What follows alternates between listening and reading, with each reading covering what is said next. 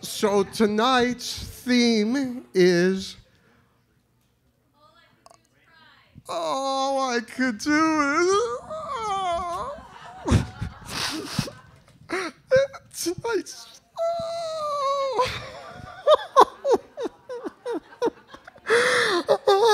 welcome to Voicebox.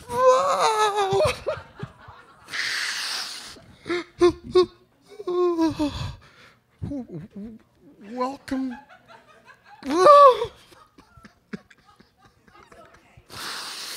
Is it okay? Welcome to Voicebox. Thank you for coming to play. But anyway, all I could do was cry. We got a great show tonight, great storytellers. And if for those who are new here, the Voicebox is a story, and it's a song, and it's a serenade, and it's a chance to be heard and hear about the human condition. It's the old school front stoop, and it's the modern day confessional, where folks like us come to weave and unfurl and connect with artistry and dip into inspiration, where a story leads to a song, and a song leads to a story, and the beat goes on and up and out, and our hands, our feet tap to the rhythm, and our heart pounds in anticipation for the chance to share our voice. Wow. And so what we like to do is we like to try, when we started out, we invited people to come up and tell 5-sentence stories. So what I sent out an email telling everyone, if you're not on our email list, get on our email list so you know about the themes coming up. And if you're not ready to tell a full story, maybe you can come and tell just a 5-sentence story, but you have to sign up beforehand and you have to submit it. So that that's our new rule. Because we were trying the 5-sentence thing and nobody played by the 5-sentence rule. It was like 18 sentences I was counting, So so that would be cool. If you want to like dip your toe into the storytelling but you're not ready for a full story, tell a little ditty, as we say in Ireland. I'm going to bring up our first storyteller, but first I want to tell you a story that was inspired by that song that Kathy just sang. As you may or may not know, I mean, who doesn't know this? My husband left me for Miss Universe. And, but, so that was him leaving me, but this is what really happened. After that, after all of that, she called me like 4 years later, and he left her. He left Miss Universe. And she called me, and she was like, hi. She never called me. I never talked to this woman before on the phone. It was like a Jerry Springer moment. I was like, Miss Universe, is that you? She's like, yes, it is. And I'm like, what's happening? She's like, I think he's cheating on me. And I was like, oh, man. And it was like that moment I'd been waiting for. I'm like, yeah, I think he might be. And she's like, did you see him with someone? And I'm like, oh. Now, I had my heart crushed. Who has ever had their heart crushed? Right? So, like, when you're holding someone's broken heart in your hand, like, you can't, it's not the moment for revenge. You know what I mean? Like, it's just not. Like, I really wanted to be like, yes. But instead, and then she asked me this question. In the midst of this hot hour that she was enduring, she said to me, I'll never forget this question she asked me. She said, is she pretty? Yeah. I was like, okay, how do I answer this? Because the girl was gorgeous. She was like an ex-Playboy model. But I was like, you're Miss fucking Universe. Like, are you kidding me? Like, you can't be insecure. Like, you don't get any high. There's no super Miss Universe. Like, you're the top of the thing. Like, that's as high as it gets. So, isn't that crazy? Anyhow, we all endure. And our hearts are meant to be broken. Our hearts that are broken grow bigger. That's what we've been told, anyhow. We have great storytellers, and we have our first storytellers coming up for the first. Is this your first time? Okay, so she came up for a short story. So now she's back with a full-length story for you. Dale Emmett, and she is the creator of Everyday Deep with Kathy's sister out in Downers Grove. If you want to have another experience of taking a deep dive into a conscious conversation, you might want to find out about that. She is a great creatrix. She's an amazing writer and storyteller. Please give a warm welcome to Dale Emmett.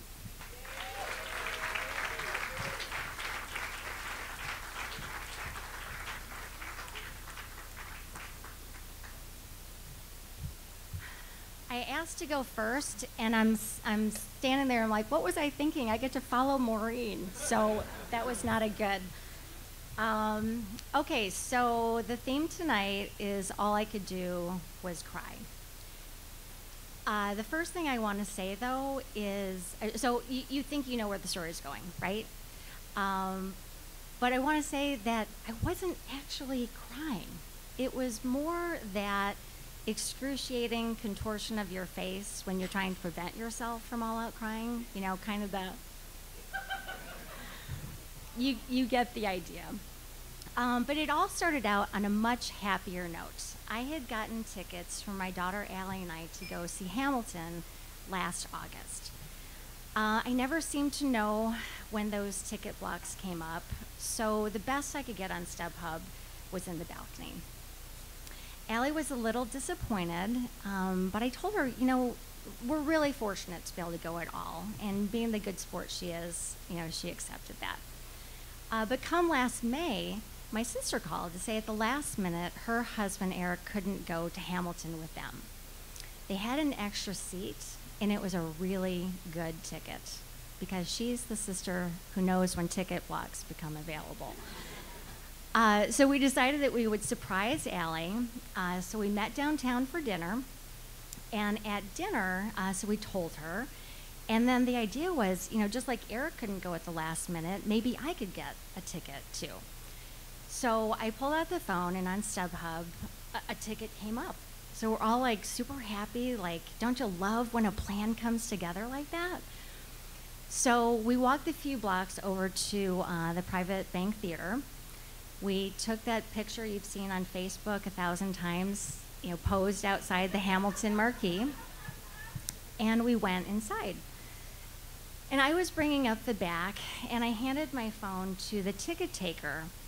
But instead of hearing "enjoy the show," I heard that "unk" sound that is never good. Like you just got a wrong answer on the Family Feud, or you're being denied entry to Hamilton. The ticket taker looked at me very empathetically and said, "I'm sorry, this ticket is for tomorrow night." Yeah. So my heart sank, my eyes filled, my cry face formed. My sister and the girls were across the lobby, and they looked back to see where I was. And all I could do was mouth across the lobby, like trying to avoid the eye contact that I knew would throw me over the edge.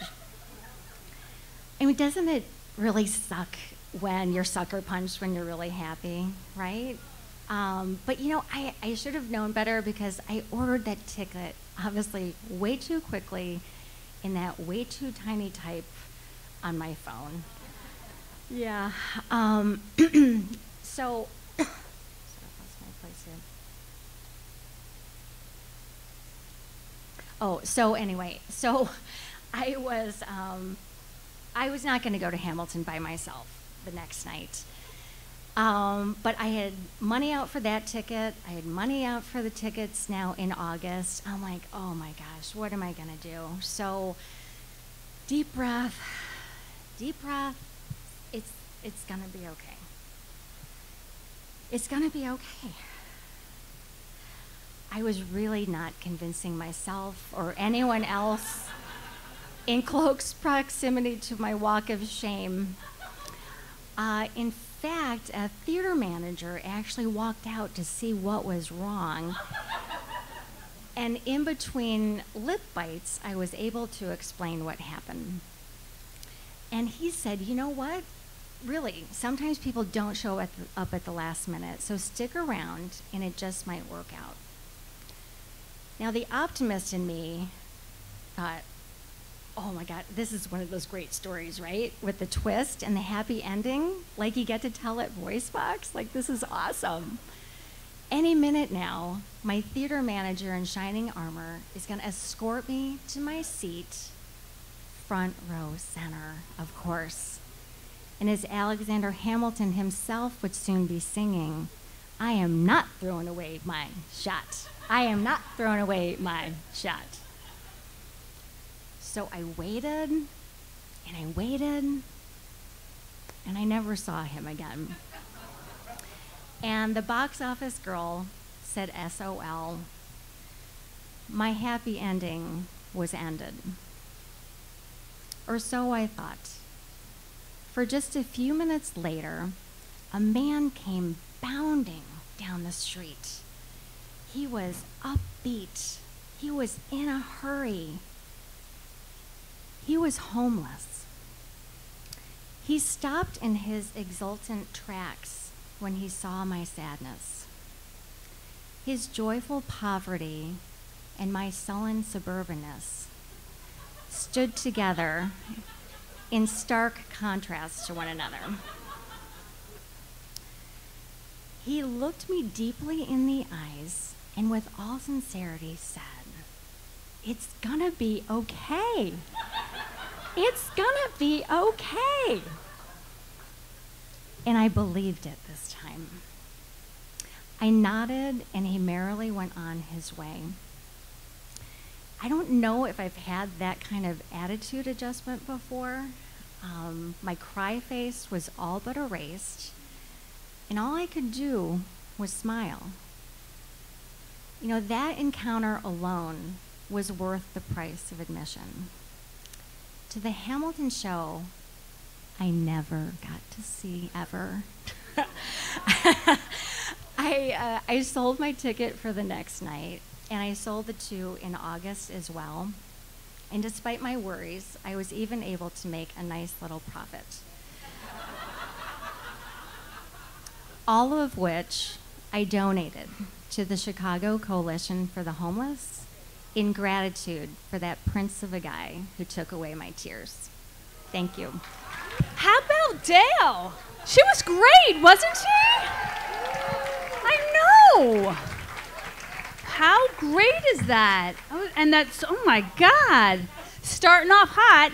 And we're rolling on to our next storyteller. We have a new storyteller. His name is Bill Natale. Who knows what Natale means?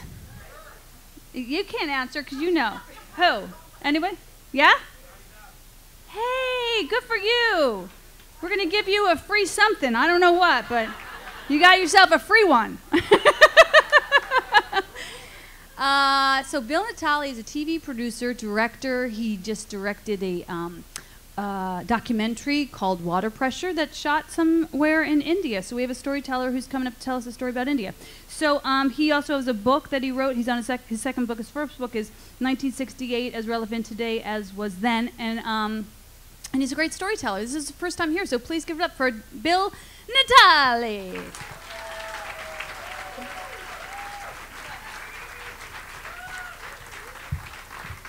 I'm going to blame it on me, but I just found out it was All You Can Cry. So I tell you what, we're going to do a little time travel. We're going to go to 2003, and then we'll work backwards. 2003, I got the radio on. It's 5 a.m. in the morning, and I hear that Mr. Fred Rogers has passed away in the middle of the night. So I get on the phone, and I call my daughter, who's now teaching. I'm making lunches for the younger kids, but she's a teacher, and it's 5 a.m., and she says, "Okay, Dad, this better be good. Who died?" And I go, "Well, nobody in the family." "Oh, who died, Dad?" I go, "Mr. Rogers." And literally, there was silence, a little bit of tears. And I said, "Are you going to be okay, Pumpkin?" That's what I used to call her. And she said, "I'll be fine, Dad, but this is truly a sad day." And I go, "You're right." Now, we're going to move back to 1985, a pivotal year for WTTW, 30th anniversary, for Oprah, who's in The Color Purple, and her show that she inherited, AM Chicago, she has taken from the basement to #1, beating Phil Donahue at the same time, 9 a.m., and talk of syndication. Not syndicated yet. Important note for the story, because her bosses are Tim Bennett, program director, and Joe Ahern, general manager, 2 guys I know. And third, it's pivotal for me because I got stolen away from NBC and brought to TTW. And fourth, it's pivotal for Renee because she got to meet a TV icon. So, we'll get right to the story. TTW has brought me in. They want publicity and press for a 3-day junket. Mr. Rogers is coming to Chicago to celebrate the 30th anniversary. So what's he going to do for WTTW? He is going to be the keynote speaker at a banquet of 650 of the movers and shakers. If the name Crown means anything to you, like Lester and Renee, that's the kind of people we're talking about. Write big checks. However, the plate alone was $250. This is 85 money, okay? Right. And he's going to do 2 puppet shows with his favorite puppets and music on Saturday and 2 on Sunday at the auditorium, of which there's 2,500 seats, $35 a ticket. Doesn't matter whether you sit in the front or the back. And the same thing on Sunday. Now, when you total all that up, it's about $51,000, which I checked this afternoon is 120 grand today. A lot of money. So my mandate is make Fred happy, get him to the dinner on time, get all the publicity you can. So I work with my team. I've got 25 people in my department. This is a big step up for me from where I was with NBC. And I say, we got to come up with a great plan. So we get columnists, Tribune, Sun-Times, matter of fact, one of them you might still read, Rick Cogan, and we get Roy Leonard on WGN, and we just get a plethora of publicity. I fax it all to David Newell, who you might remember as Mr. McFeely, speedy delivery, right? Yeah. And he says, Bill, this is great. Now, you know I'm the press agent, which I didn't know. I said, oh, okay. So we're talking turkey. And he says, hey, you know what? You're missing one big thing on here. And I go, what's that? Oprah Winfrey. We want to be on, Fred wants to be on the Oprah Winfrey show.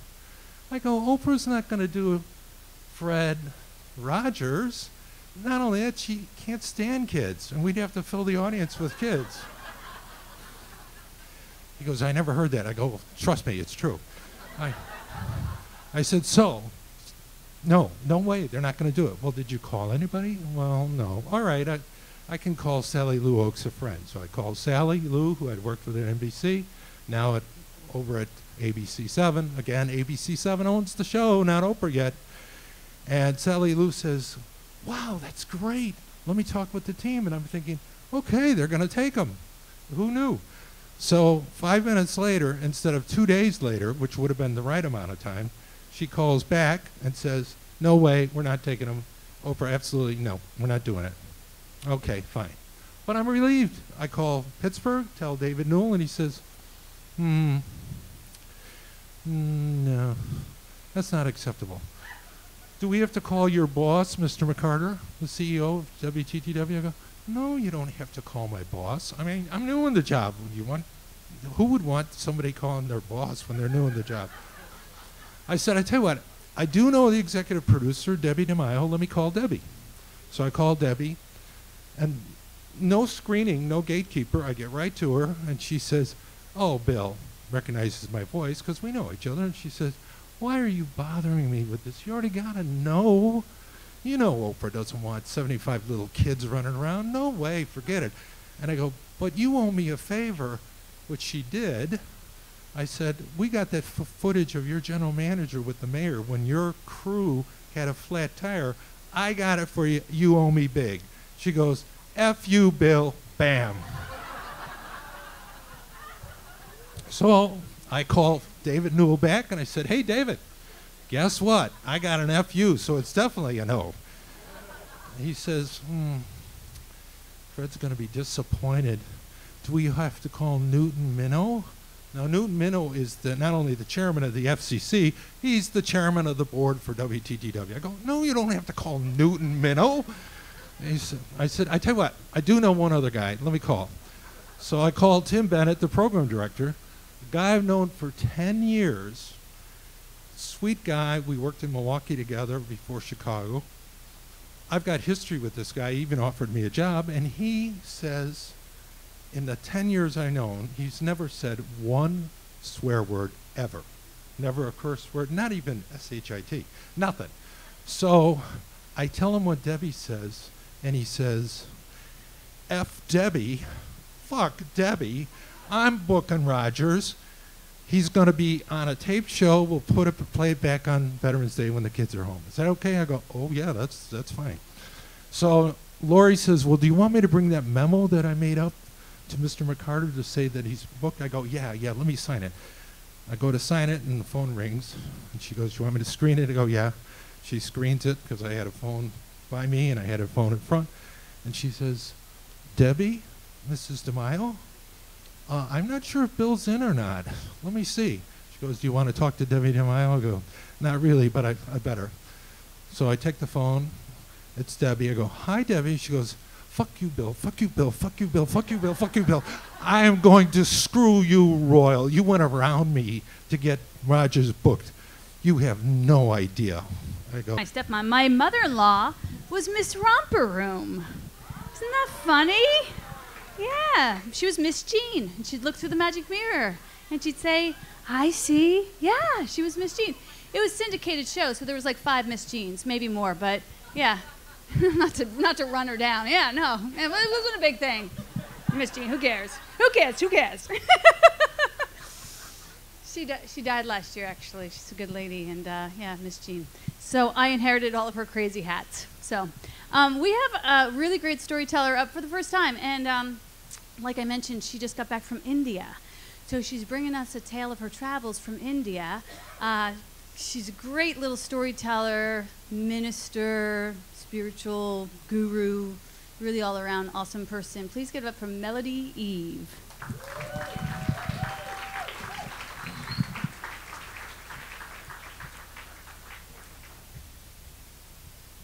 Hi. So today I just want to take you on a little journey with me, and I'm inviting you all to enter my shoes as we walk through the journey that I took from here getting to India. And it's quite the tale, and the theme, it goes with the theme really well too. All I could do was cry. It was amazing. It was a great experience. So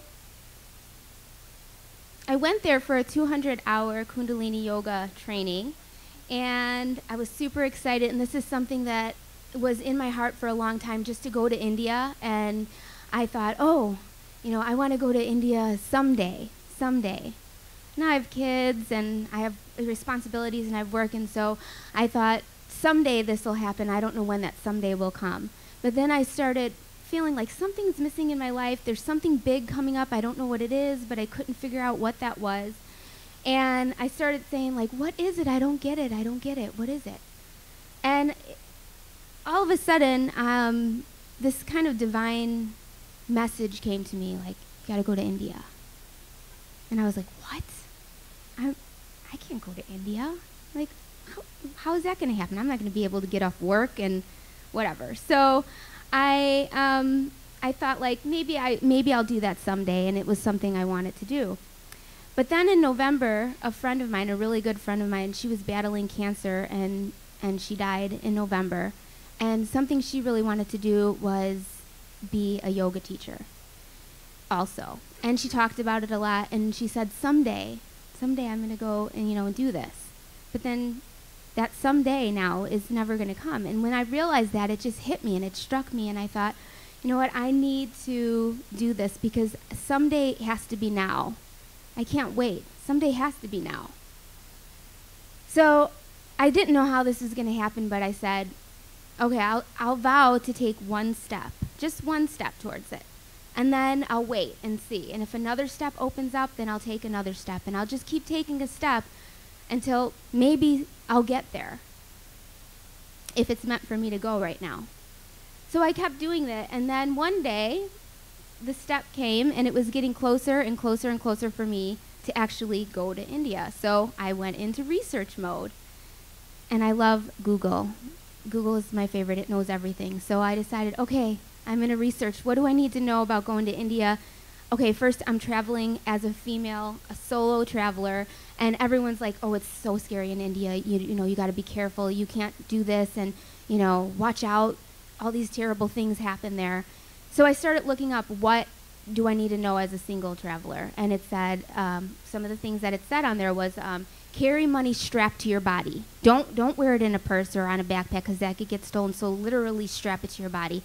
And I thought, like, okay, the school wanted me to bring $1,200 cash. And I thought that was really weird. And I'm like, oh my God, I'm freaking out. So I built in my pants I sewed this pocket here. It's kind of ghetto, but it has Velcro. I sewed it in. I'm like, no one's getting this. They're gonna have to take my pants off to get to this. So I'm good. So that was one thing, and I had that covered. Okay, check. I got the money strapped to me. Then I went ahead, it says, know the name and location of the place you're staying at and what it looks like. And they said it's important because if you're in a taxi or something and they start going the wrong way, or, you know, they take you somewhere and it's not the right place, you'll know. I'm like, okay, yeah, I researched like crazy the place.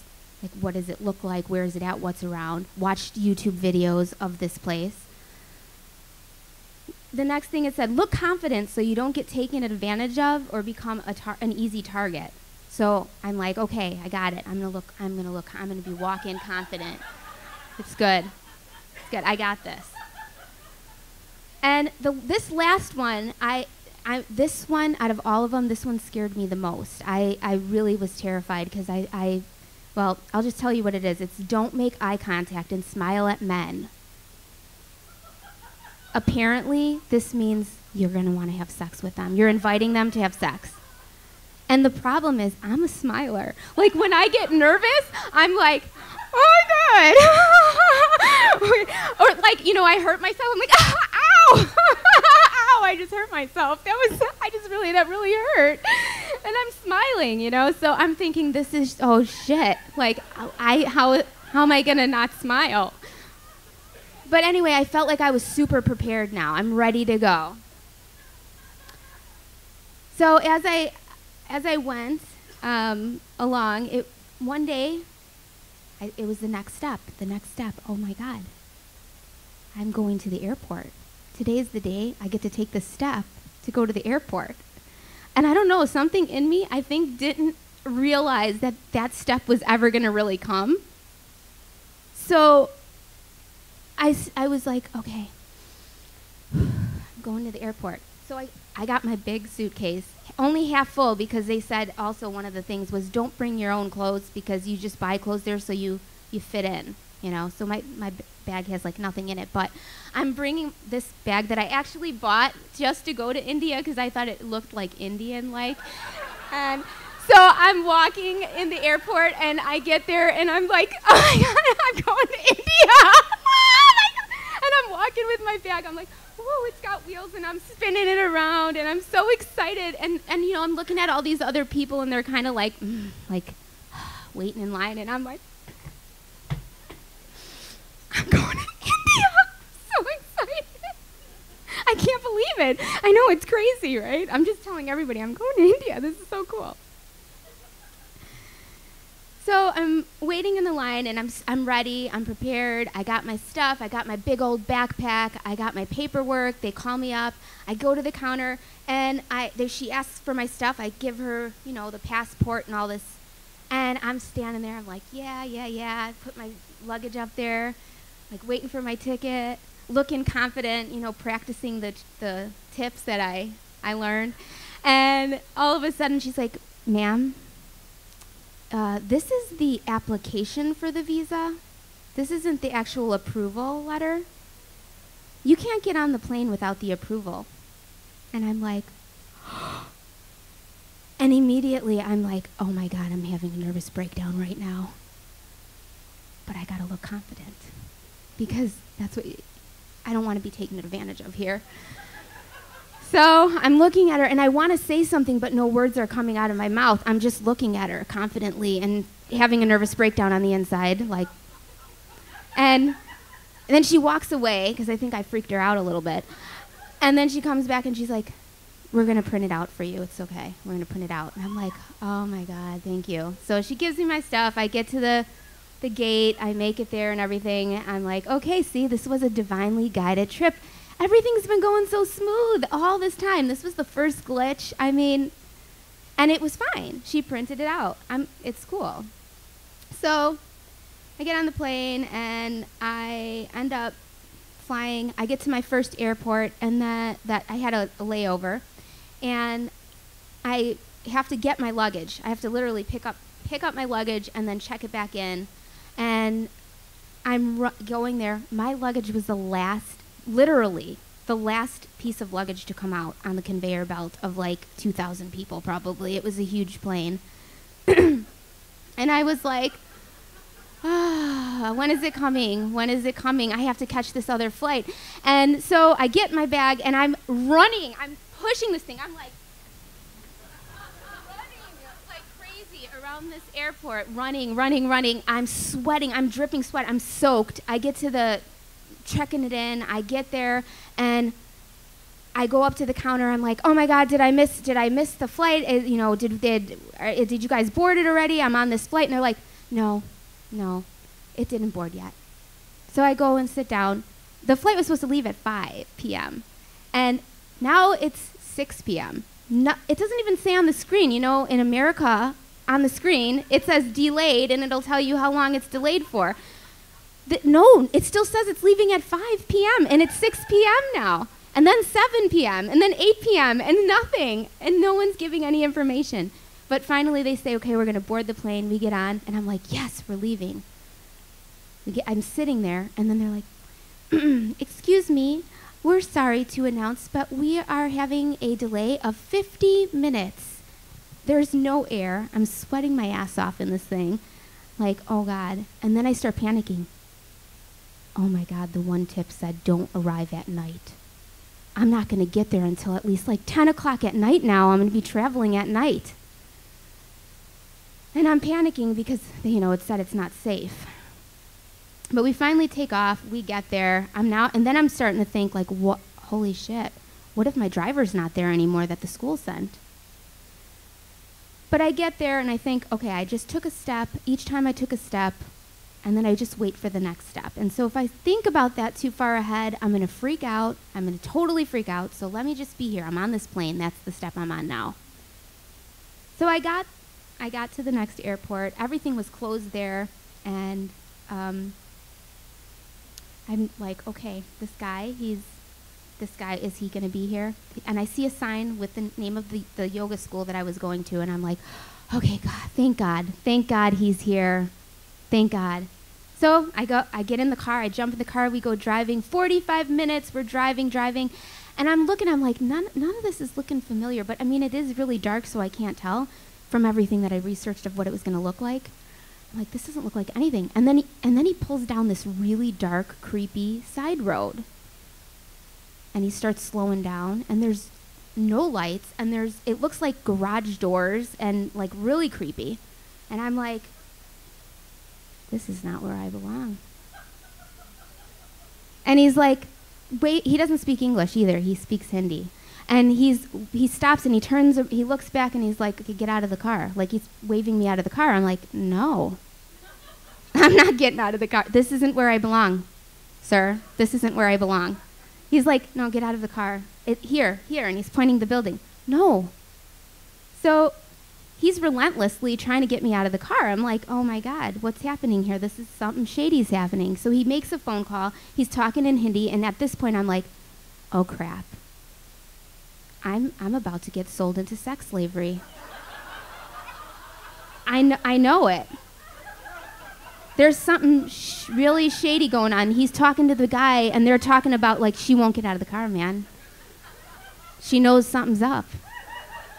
Oh, and by the way, I had no cell service. I had no Wi-Fi. I had nothing, so I couldn't really like call anybody or text or nothing. And I didn't know where I was anyway. So, I'm convinced, human trafficking or something's about to go down. And this wasn't a step I planned on, by the way. And all I could do was cry. But again, the safety tips arose in my mind about looking confident. So I did my best to hide the fact that I was pretty much shitting bricks in the back of his car right there. So he passes me the phone, and this person on the phone said, I explain all of this, like I'm not where I belong. And they were like, yeah, it's not there anymore. Things changed. And I'm like, oh my God, what the hell is happening right now? So the guy starts driving again, And I'm like literally crying inside, like, I can't believe this. Like, I thought this was a divine thing. I was coming here. Everything was going smoothly. What the hell is happening?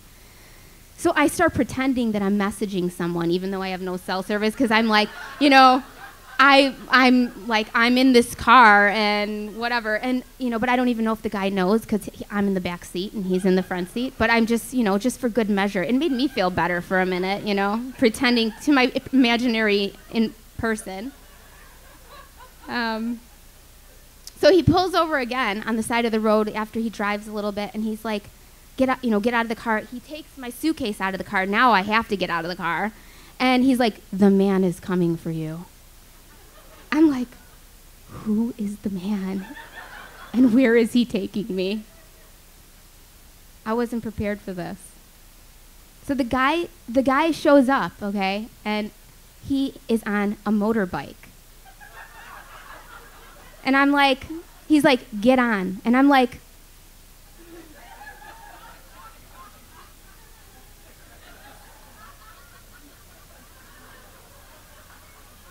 and he's like, yes. And I'm like, and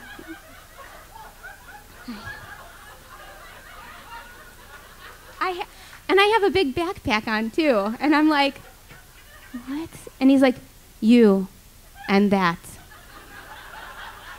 So this is me getting on the bike.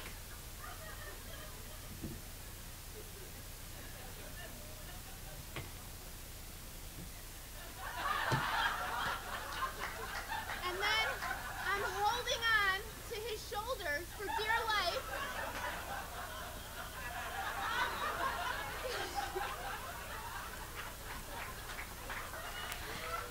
And I have no idea where this guy is taking me, and I don't know if it's safer on this bike with this suitcase dangling between us, holding on, or if I'm about to get shoved in some container, a bin, garage, whatever. I don't know. I have no idea. But we make it, and while I'm on the bike, by the way, I'm holding on, and I'm going, like, I'm screaming things, mouthing them, just because I'm like, what now?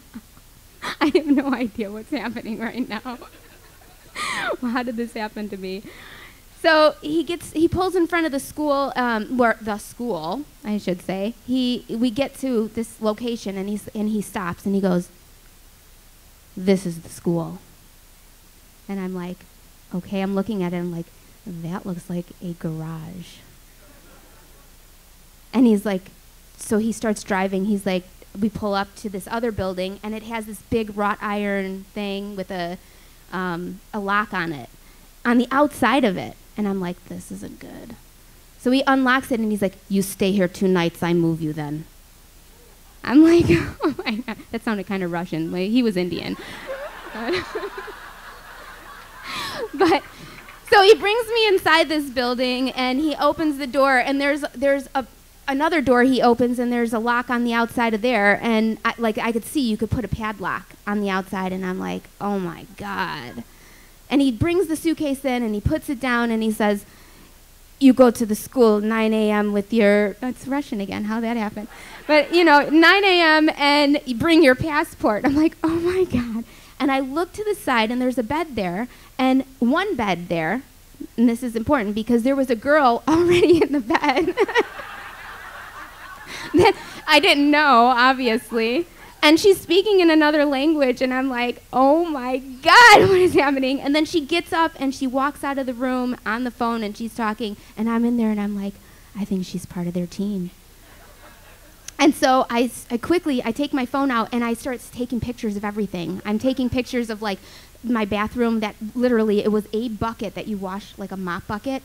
That was my bathtub, and and just everything, and I take a picture of myself, and I'm like, because in case my phone gets found, I want them to know I was afraid, and this is where I was last, I was terrified. So I decide, okay, I'm gonna go. You know what? There's nothing I could do right now. I'm just gonna wash up and I'm gonna lay down and I can figure this shit out in the morning or not. Maybe I'll be a sex slave tomorrow. I don't know. But I'll just do my best here and I'm just gonna breathe, just breathe, just breathe, just breathe. Okay.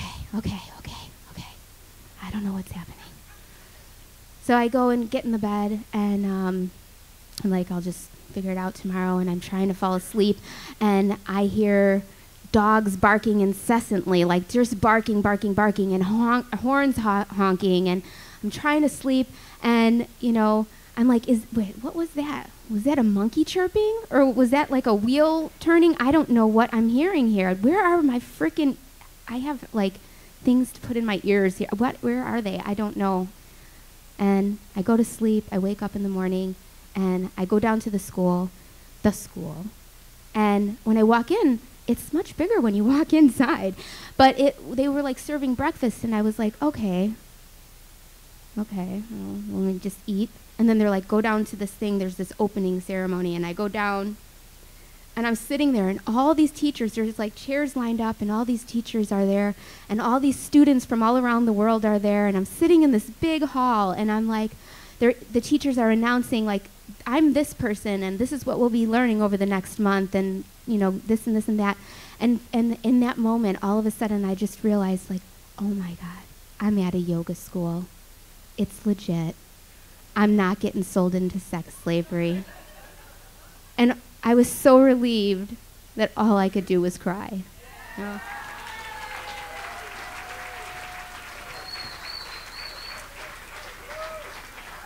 Melody Eve, nicely played. So, for those of you who don't know, if this is your first time here, Kathy Richardson and I actually run a unchurch on Sunday morning called Speakeasy Spiritual Community in the Western Springs. And we sit in a circle. We sit knee to knee and eye to eye, knee to knee and heart to heart. And it's a great little thing if you don't have a place to get plugged in spiritually. And this Sunday, Melody, who you just met, is going to tell us a little story about how she went chasing the Dalai Lama.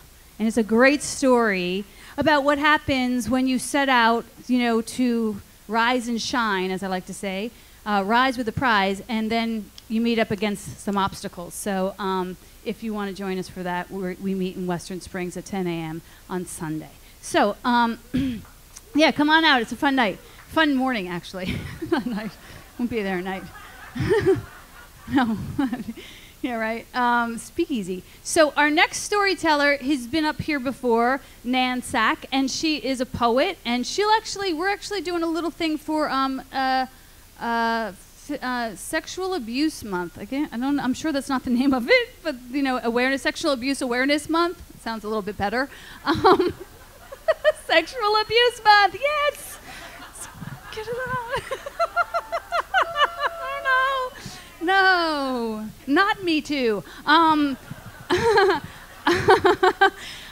So she's going to be over with us at Anderson's Bookstore on Thursday night this week at Anderson's and LaGrange, and we're doing a poetry share. So if you want to if you're needing a fix for some poetry, join us there. But in the meantime, Nan Sack, one thing I wanted to tell you about her is that she loves Voicebox.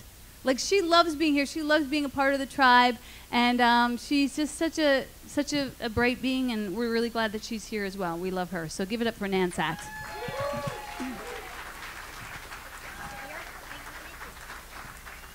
Thank you, everybody. So anyway, I kind of had this divine inspiration, and so decided I was going to go to India. I kept hearing India. No. I'm just kidding. Just kidding you. But I love that story, Mel. That was phenomenal. So there is a song, and first of all, there's a verse in the song that says, "I've always been a dreamer, and it's so hard to change." And the song, which maybe you'll guess, but maybe you won't, because I'll do a couple of lines, and who knows. But it goes, "Take it to the limit, take it to the limit, take it to the limit one more time." So, anyway, the reason why I decided to sing those 2 verses is totally random. There's no reason. No, there is. I'm just kidding. There's a reason. Is because first is I'm a little bit of a dreamer, and that can be a really good thing, you know. But it can also be kind of a bad thing. And I am a person who my head is in the clouds a lot. And so I'm kind of oblivious to what's going on often. And to the point where, and this is on more than one occasion, I'm coming home from an event and I go right past my house. Whoosh! And I'm like, whoa, I just went past my house. So I have to turn around because my head was in the clouds. I was thinking about something else. Maybe I was thinking of a story. Maybe I was thinking of, who knows what I was thinking. Maybe the Cubs win in the World Series. I don't know. Again, I don't know what I was thinking, but that's happened often. So that's the one reason why I use that verse. The second is taking it to the limit typifies my family, and in work and in play. And we would go on these every winter, no matter what. We would go on these ski vacations, and we would go to Upper Michigan, and there'd be about 25 of us, aunts and uncles. I mean, we had aunts and uncles in their 60s and 70s still going on these ski vacations with us. And, 3 generations, and we would go. And no matter what, didn't matter about the weather, it didn't matter about, you would ski all day, and then you'd come back, you'd be in one big house, and you would stay up all night partying and singing and dancing. And we did this always. We were weekend warriors. We'd drive straight up there. We'd do 2 full days of this. Then you'd come home and you'd have to go work the next morning, and everybody was exhausted, But this is what we did, and we loved it. We did it for many, many years. So this one particular time, it was very unseasonably cold. I mean, Upper Michigan, we know cold, right? But the Indian Head was still, the resort was still open, the ski, and we were going no matter what. So we went up there. Everybody had different cars. We went up there, and we would always rent a new place, and big old house, and in Hurley, Michigan, and we would ski. And we had my one cousin named Johnny Fun. I wonder why his name was Johnny Fun. But Johnny Fun would tell us, nobody's going in the chalet. We are skiing. We're doing the Black Diamonds. We are skiing all day. We're like, yes, Johnny Fun. We are. So, we're skiing, and it's like 30 below, and we are skiing, and I am just freezing. And you're like, are you having fun? Yeah, I'm having a lot of fun. You're on the chairlift, and you're thinking, you got the tingling nose and tingling toes, beginning of frostbite, and I'm cold to the bones. I'm having fun. Let's get those Black Diamonds. So, I had heard in this new rickety house that on the very top floor, it was 3 floors, that on the very top floor there was a little sauna, room for 1 person there. And that's what I heard. So I'm like, the last 2 runs, when I'm on the chairlift, I'm going, I am going to get into that sauna. I don't care what, I'm getting into it. And, and people are like, oh, we're going to order pizzas and we'll get the music going. I'm like, yeah. And I'm thinking sauna. So we get back, and, the pizzas are coming, and the music starts blaring, and people are starting to sing and everything. And so I scurry up those 3 flights, and I quickly undress, and I jump right into that sauna. And somebody beat me there because it was stoking. They were gone, but it was just so piping hot. And I, close that door, and I'm in the sauna. And I don't know how you guys are, but when you're so cold and you get into a sauna, it feels great.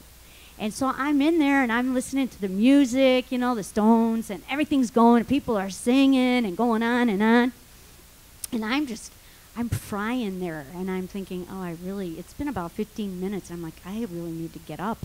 I'm, starting to sweat a lot. I'm getting kind of a little dehydrated.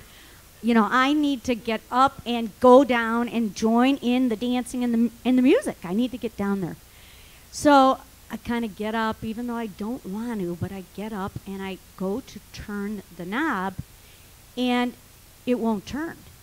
And I'm going, huh? What's going on here? It won't turn.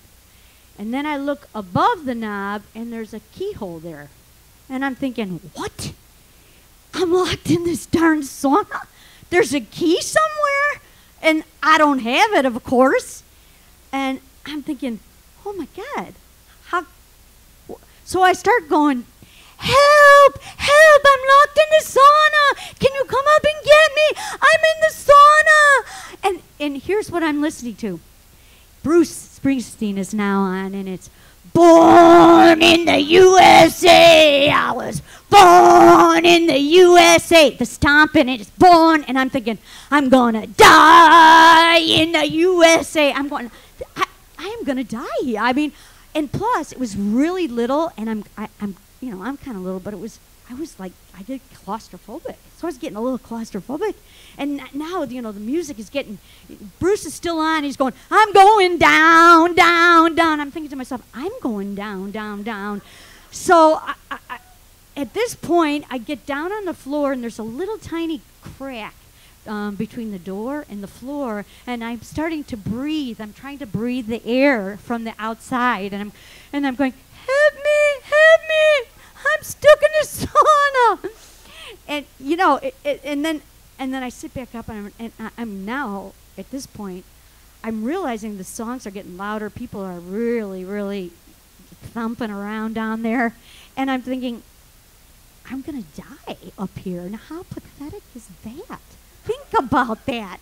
My obit is going to say accidental death by dehydration. Oh, that nun at the funeral. Nun, yes. She's a little spacey, and she walked right by the key and locked herself in the sauna. Oh, Nun. Nun, sometimes she has her head in the clouds. Oh, Nun.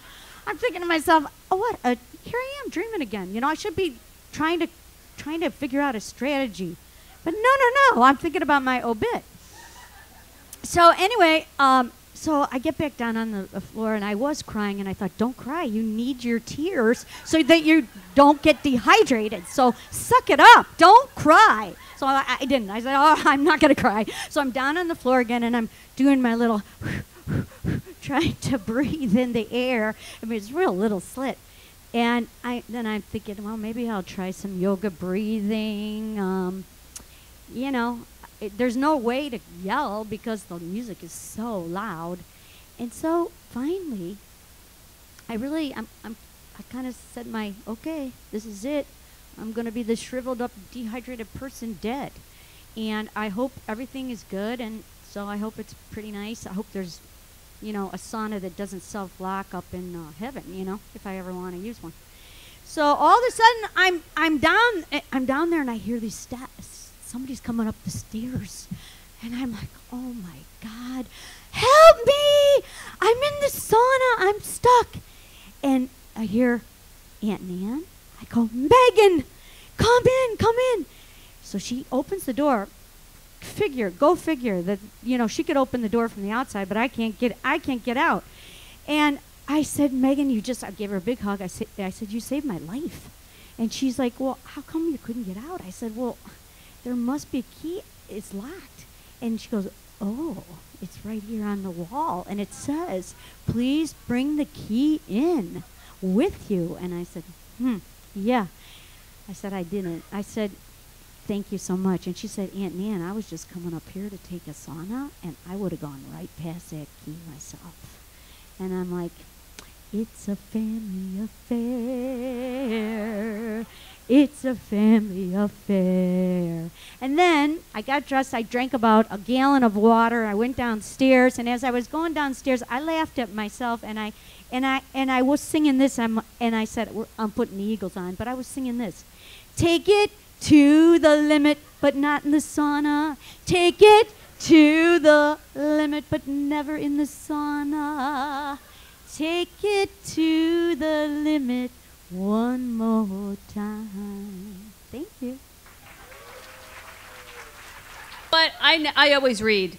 There's reading that's called live lit. It's live literature, so you sit here and you read your story, and that means somebody really took the time to write down the story for you. It's a beautiful art form. And then there's storytelling, which is what we've experienced tonight, where people are just standing up and delivering their story. So at Voicebox, we invite all forms of storytelling. So if you're interested in telling a story, you can do it either way. So, and you know, some people will think, oh, I could never stand up and just deliver a story, and some people will think, well, I could never sit down and read a story. So there's no better or worse, in my opinion. But anyway, it's kind of cool to see people doing the off-the-book thing tonight. I wanted to bring up our next storyteller, Jackie Mulvena. I'm really bad at names. Jackie Mulvena is a storyteller. She left corporate America 4 years ago. She wrote her book, which is called Pretending to Be Me. And she's shopping that around, and she's here with us tonight for her second time, or third time, maybe for her fifth time. But anyway, we love her. Jackie Mulvena!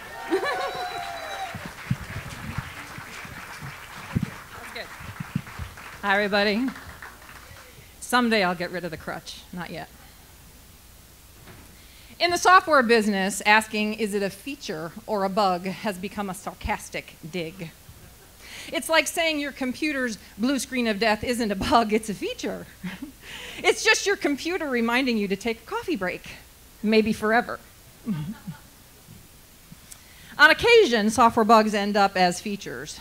Due to a certain Seattle-based NDA, I can't tell you which ones, but I have borrowed the feature versus bug question for other purposes, for figuring out stuff in life.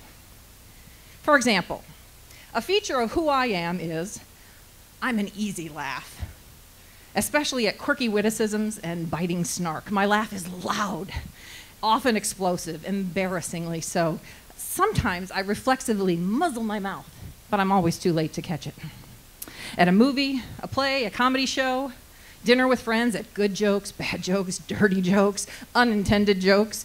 If a comedian is struggling on stage, the laugh you'll hear is me, the anti-heckler, kind of like Maureen. This feature comes with what some might call a bug. My easy laugh seems paired with being an easy cry. Being an easy cry has its downsides. I don't mean crying when I laugh too hard, or having to wipe away crying mascara, or having to find mascara that won't have to be wiped away. These are tedious things, but not life-threatening. The real downside is lacking control of when I cry. I'm sure many of you can relate. I cry during TV shows, happy or sad. I cry at movies, even those not meant to be sad. Two classics come to mind. Deborah Winger dying in terms of endearment. Puddle. Julia Roberts' death in Steel Magnolias and Sally Field going off. Oh my God, big, giant puddle. I remember as a teenager watching a certain tearjerker involving a lonely mom in her small apartment answering a phone call and smiling upon hearing her grown son.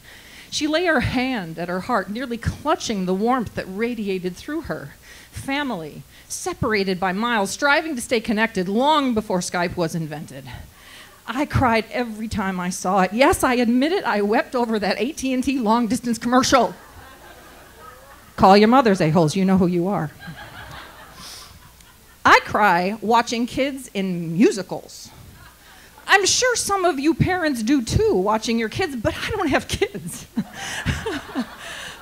I'm talking about actors on a screen doing a show within a show, and suddenly I'm all sputtering and weepy at some sappy song and dance, and I think, hell, I'm just trying to watch Glee here. Maybe it's because I always wanted to go to that Fame high school. There's some inveigling connection there, tickling a long-lost pang of, I don't know, nostalgia mixed with envy, and cue the tears.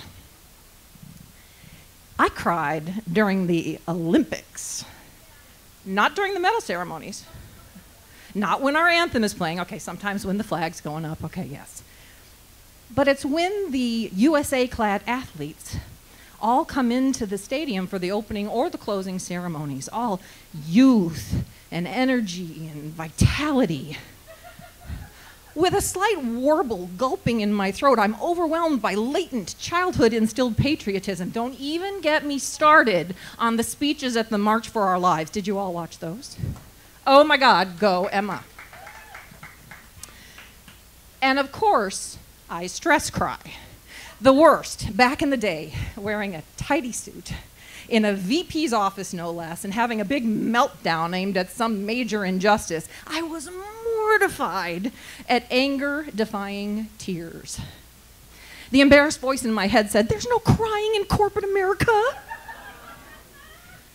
But these are all very different cries from those that stem from love and loss. Funeral masses are the most difficult, especially when I have to sing. For the last one, I sat near the choir, away from teary-eyed family, so that I could disengage. But when I heard a shuffling at the entrance, I turned my head and saw the casket arriving. It rolled forward on a draped gurney. 6 pallbearers, all men suited in black, walked alongside the mahogany box with a white-gloved hand resting on its lid. It took me a second to notice one wasn't a man at all. Blonde hair, youthful trepidation, the insecurity of a boy checking the others to make sure he was doing it right. Tall for his age, 12, maybe 13. My young nephew, and a coffin. Adolescence riding tandem with death. Gutted, I looked away. I clasped the rounded edge of the pew where I sat, and I dug my nails into the soft wood underneath. But emotion still gurgled in my throat, so I dug my nails into my palms. I tried to think about anything else, but my thoughts were difficult to catch, whirling, windblown in my head, like dollar bills in a game show money booth. My grocery list, a case of Diet Coke. My stupid cracked toenail from kicking a damn case of Diet Coke. The church's out-of-tune piano, so annoying. The funereal aroma of stargazer lilies. God, my mom hates that smell. Mom's dad died. Grandpa. No. Move on. La, la, la, la, la. I'm not listening to the prayers. I'm not listening to the readings. My throat is dry. Swallow. Again, harder. Phlegm. Don't you cry. Uh-oh, I'm up. Here comes my intro. La, la. My mom and aunts and uncles all said it was beautiful. Said they cried harder when I sang. I'd had no idea. I hadn't looked at them, not once. I wasn't there. But I remember a cry when I was fully present. I was drying off from a shower when the doorbell rang. I didn't know a quasi-earthquake had shook the underlying reasons for a recent breakup. I didn't hear a tsunami-like warning while I fanned a steamy mirror with the bathroom door. Downstairs, my mother answered the bell. She sounded surprised. I stopped still upon hearing his voice, my ex. The flow of my average day drained away, replaced entirely by his deep voice from the mouth I'd loved only weeks before, the soft, pale cheeks I pulled close to keep his lips even closer, his kiss drowning me, never wanting to come up for air, the dark hair that I'd once thought my fingers would comb through until old and gray, death do us part. I fluffed my wet hair and scurried to the top of the stairs, clutching my robe around me. A mix of eagerness and shyness, I tiptoed down a few steps and sat watching as my ex exchanged pleasantries with my mom. He turned to me just 3 feet away and said, "Hello, what are you doing here?" He answered, "You always said you wanted this back someday." He handed me an 8x10 picture, a soft, glowy, boudoir-ish one of me. My mom actually saw him at the mall years later, rocking a stroller outside a store while his wife shopped. I may have felt a slight gut punch for a second when she told me, but I didn't shed any tears. He really wasn't the one that got away. Unlike the Etta James song, my life was far from over.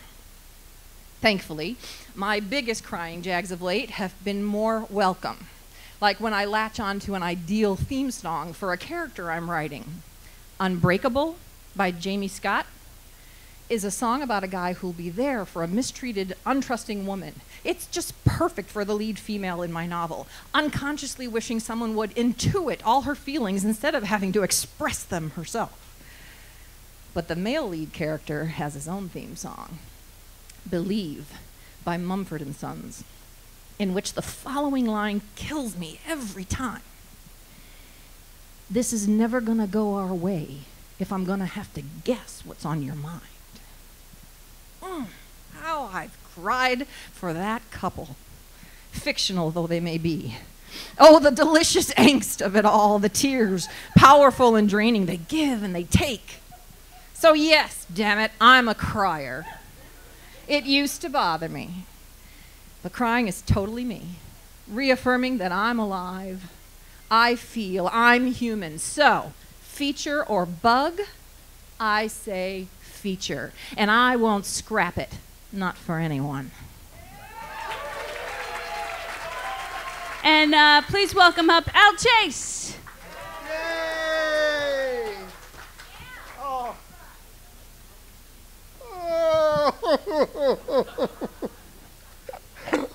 All I could do is cry. How fun telling a story inspired by a song that tells a story about losing the man I love. A friend recently mentioned to me that he believes that before we come into this world, we sign a contract. Presumably, the lessons we need to learn in this world are listed in the contract, along with how we will shed our light into the world while learning these lessons. It's not that wild of an idea for us here at Voicebox a couple of years ago when Emily Kula shared with us how her son picked her and Ron before he was born into this world. Back to my friend. I didn't ask for a lot of details, but I think it has something to do with our Akashic records. While it is not for me to judge the truth or lack thereof of our Akashic records, it amuses me to think of my guardian angel keeping record of all my actions. On the night of April 10th, 2018, Elle said fuck more times than Maureen and less times than Bill. What the fuck?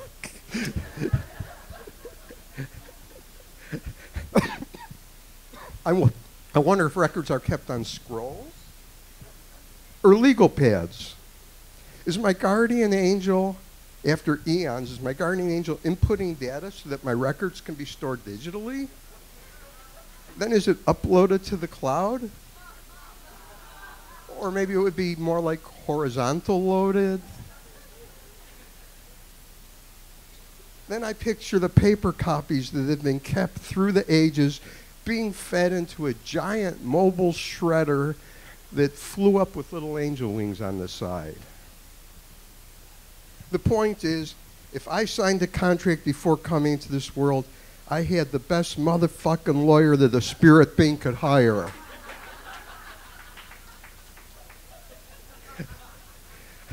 I say that because since I never watched the man I love walk down the aisle with someone else, I decided I'll write a story about loss. And as I tried to think of a story about something that important that I lost, I realized I've never lost anything.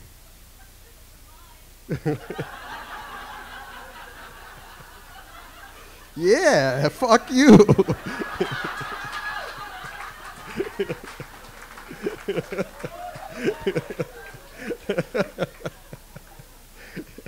Does it sound too good to be true that I never lost anything?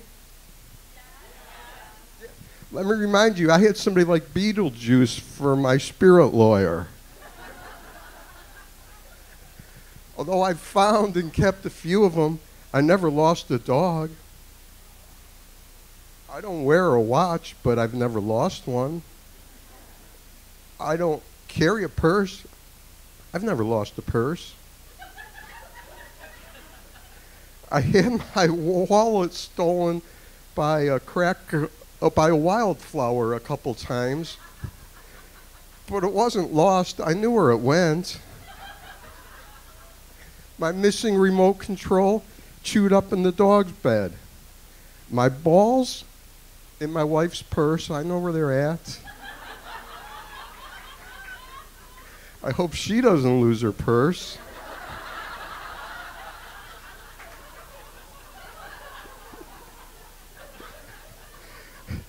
My cell phone, it was right there in the washing machine. My hair, I'm not losing it. It's migrating to my upper lip. My ears, my back, my chest, well, that's my wife's problem because it's in her purse.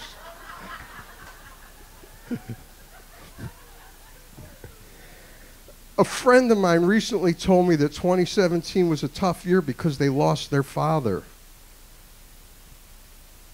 Both of my parents are deceased, but I didn't lose them. I know right where they are.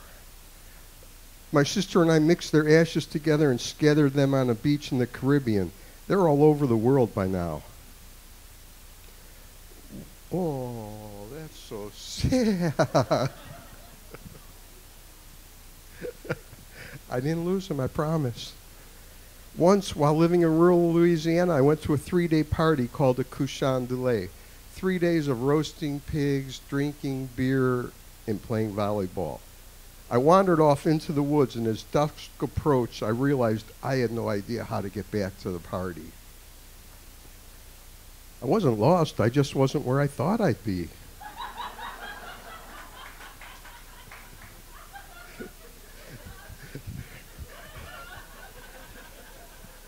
Rather than continuing to wander around without any direction, I sat down and waited for clarity. Sometime later, I heard a car horn honk 3 times and knew it was the moment of clarity I waited for, and I got up and started heading towards the sound of the car horn. Around every 5 minutes, the 3 horns honks repeated themselves. Between the 6th and 7th round of honking, I emerged from the woods and staggered to the keg without a word of inquiry or thanks to my guardian angel who took a break from inputting my data on that occasion. I never lost a job. I might not be working there, but the job wasn't lost. It's right where it always was. There was just somebody else doing it.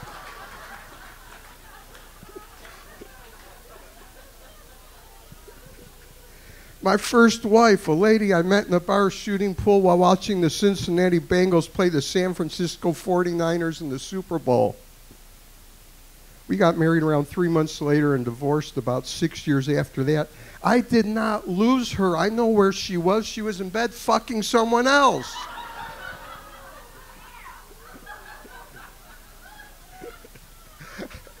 I did not lose my virginity. I gave it away gladly, happily, enthusiastically. I didn't lose my sobriety. I partied. What is the point of me telling a story about all the things I didn't lose? The point is, all that happened is what happened. The rest is the story that I make up about it. Got it? All that happened, who's got it? All that happened is what happened. The rest is the story that I make up about it. Okay, I'm going to ask that you humor me. As the saying goes, humor me, repeat after me. All that happened is what happened. All that happened is what happened. The rest is the story I make up about it. Okay, all together now.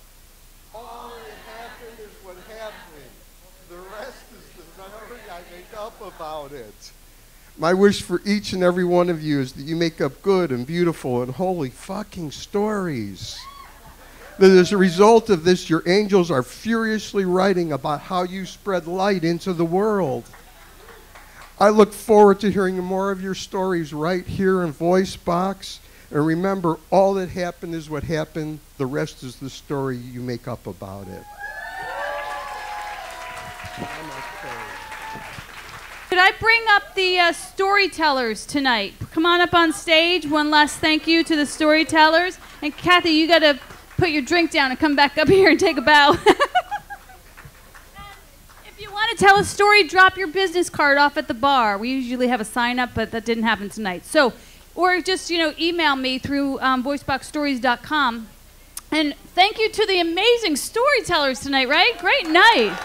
Yeah. So Melanie, Nan, Al, David, and Dale, and Kathy Richardson. Thank you.